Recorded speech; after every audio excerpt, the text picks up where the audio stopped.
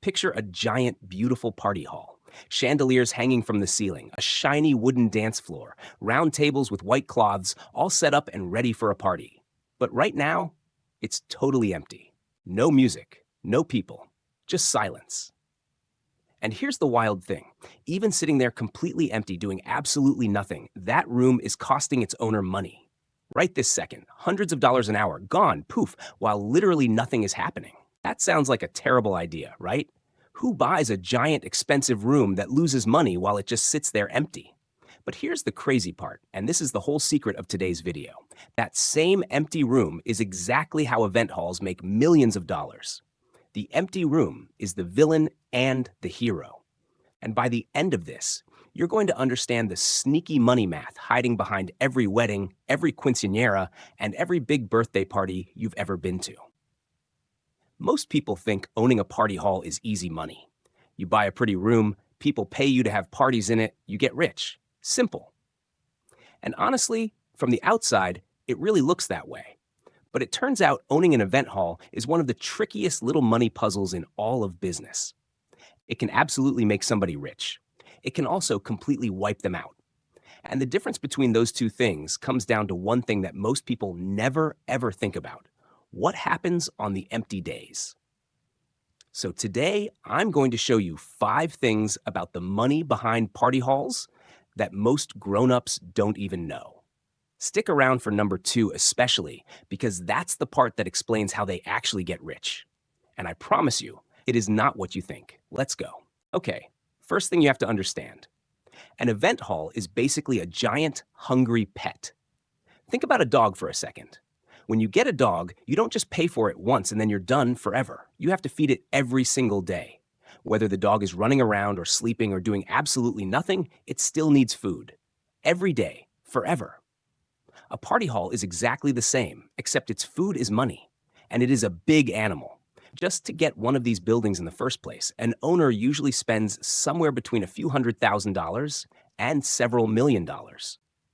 Yeah, million with an M. Some of the fancy ones cost $3 million or more just to build from scratch. But that giant price tag is only the beginning. Once you own it, that building has to be fed money every single day, no matter what. Here's what it eats. First, the mortgage, which is like a huge payment you make to the bank every month for years and years after you buy a building. Then insurance, in case something breaks or somebody gets hurt. Then electricity, to keep the lights and the air conditioning running. Then cleaning, so the place actually looks nice. Then all the people who work there who need to get paid. Then fixing the roof, the pipes, the parking lot. And here is the part that melts people's brains. The building eats all that money on a Saturday when there's a huge wedding packed with people. And it eats the exact same money on a boring empty Tuesday in the middle of winter when there is nobody there at all. The bills never take a day off. The building is hungry 365 days a year. But a typical event hall only has an actual party on maybe 50, 100, or if it's doing really well, around 200 days a year. So think about that. You are feeding this giant animal every single day, but it only brings home money on some of those days. That's why the empty room is so scary. On every empty day, the hungry building is still eating, and nothing is coming back in. So why does this matter so much? Because it flips the whole game upside down. The owner's number one job isn't really throwing parties. It's filling up those empty days so the building always has money coming in to cover what it eats. Hold on to that idea, because it's about to explain everything, including how these places make so much money, it might just shock you. So if the building is this hungry, money-eating monster, how in the world does anyone get rich owning one? Here's the secret, and this is the part almost nobody guesses. When your family rents a party hall, you probably think the big money is the room itself, right? Like, they charge you a few $1,000s just to use the space, and that's how they win. Nope. The room rental is barely the appetizer. The real feast, the place where the owner makes the fattest profit, is the food and the drinks. Let me show you why. Imagine a wedding with 200 guests. The hall charges the family for dinner, let's say 1 plate of food for every person. But here's the trick. The stuff on that plate, the chicken, the rice, the little dinner roll, might only cost the venue a few dollars to actually make. And they might charge the family way, way more than that for each plate. Now, multiply that by 200 guests. Then add the drinks, which are even cheaper to make and get sold for even more. Then add the cake, the fancy coffee, all of it. The room might get you in the door, but the food and drinks are where the real money quietly piles up. In fact, people who run these places will tell you the same thing. The room barely covers the bills, but the food and drinks are where the profit actually hides. That's why, when your family books a hall, they don't just say, "Here's the room. Have fun." They say, "Would you like our silver package or our gold package? Want to add a chocolate fountain? A fancy lighting show? A bigger dessert table?" Every single one of those extras is another way to squeeze more money out of that one event. And this is genius, because remember our big problem from a second ago? The building only earns money on party days. So on the days you do get a party, you want to pull as much money out of that one single day as humanly possible. You're not just selling a room anymore. You're selling a whole experience and stacking little money makers on top of each other until one wedding brings in a giant pile of cash. That's the real answer to how they make millions. It's not the room. The room is just the bait. The food, the drinks, and the add-ons are the treasure. But there's a catch, because not every day is worth the same amount of money. And the smartest owners play a sneaky little calendar trick that I have to show you next. Here's something you've probably never noticed. A party hall does not charge the same price every day. Not even close. And that is completely on purpose. Think about it. When do most people want to have a wedding? Almost always a Saturday, and usually when the weather is nice in the spring, the summer, or early fall. So on those days, the beautiful Saturdays in June, everybody wants them at the same time. There are only so many Saturdays in a whole year, and thousands of couples are all fighting over them. So what does the owner do? The same thing an ice cream truck does on the hottest day of summer. They charge more when everybody wants it. A perfect Saturday in the middle of wedding season can cost a lot more to book than a random Tuesday in February, when it's cold and gray and nobody is thinking about parties. In fact, a lot of event halls make most of their whole year's money in just a few busy months. The busy season can bring in almost twice as much per month as the slow season. So an owner's entire year can depend on nailing those few golden weekends. Now watch how this snaps right back to the hungry building. Remember, the building eats money all year long, even in slow, empty February. So smart owners try two things at once. Number one, charge top dollar on the days everybody wants to stack up as much cash as possible. And number two, get super creative about filling those slow, empty days with anything they possibly can. A company meeting, a birthday party, a holiday dinner, a baby shower.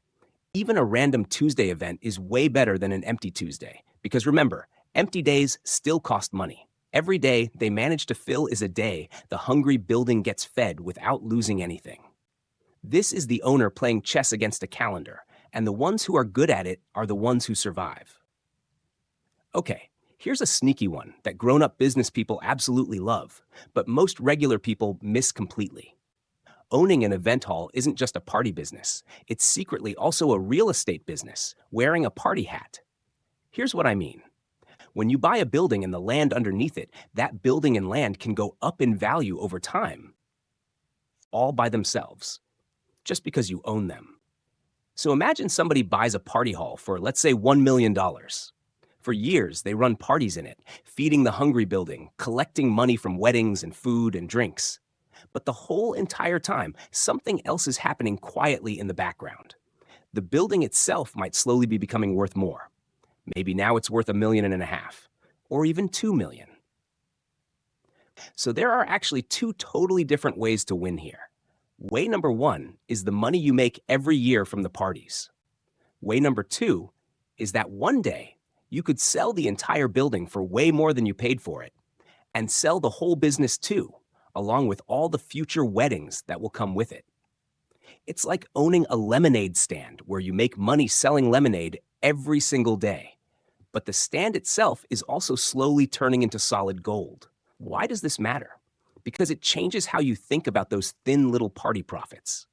Even if the parties only make a small amount of money each year, the owner is also sitting on top of a big, valuable thing they might sell later for one giant payday. That's a huge reason people are willing to feed the hungry building for years and years. They're playing the long game. But, and this is a big but, that long game only works if they survive long enough to actually get there. And a shocking number of them don't. Which brings us to the very last thing, the part that separates the winners from the people who lose everything. So with all these ways to make money, the food, the drinks, the add-ons, the premium Saturdays, a building slowly turning into gold, you'd think owning a party hall is basically free money, right? Here comes the reality check. A lot of event halls quietly go broke. And now that you understand the hungry building, you already know exactly why. Here's the scary math. Even when a party hall is busy and doing everything right, the amount it actually keeps as real profit is usually pretty thin. Out of every $10 a party pays them, after they feed the hungry building, pay the workers, buy the food, and cover the electricity and the insurance and all of it, the owner might only get to keep $1 or $2. That's it. $1 or $2 out of every 10. So the profit is real, but it's not some giant mountain of cash. It's more like a small, steady stream, as long as the parties keep coming. Now here's the trap. What happens if the parties stop coming? Maybe a fancier venue opens up right down the street. Maybe the place gets a bad review. Maybe it's just a slow year and everybody is spending less money. Suddenly, the calendar has way too many empty days on it. But the hungry building? It does not care even a little bit. It keeps right on eating. Same mortgage, same insurance, same electricity, same bills, 365 days a year, whether a single person shows up or not. That's the whole danger in one sentence. Your bills are guaranteed, but your parties are not. And when the empty days start piling up faster than the party days, the hungry building slowly eats the owner alive. That is the single biggest reason event halls fail. It's not bad food. It's not ugly chandeliers. It's empty days. So that beautiful empty room from the very beginning of this video, now you can see it clearly. When it's full of paying parties, it's a money machine. When it sits empty for too long, it's a money monster. Same exact room. The only difference is whether the owner can keep it full. So let's zoom all the way out. Owning an event hall looks like the easiest business in the entire world. Buy a pretty room, throw some parties, get rich. But now you know the real secret. It's actually a giant, hungry building that eats money every single day, whether it's busy or completely empty. The owners make their real money not from the room, but from the food, the drinks, and all the extras stacked on top.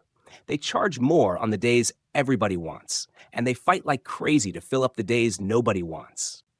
And the whole time, they're quietly sitting on a valuable building that might turn into a huge payday one day, if, and only if, they can survive long enough by keeping that calendar full.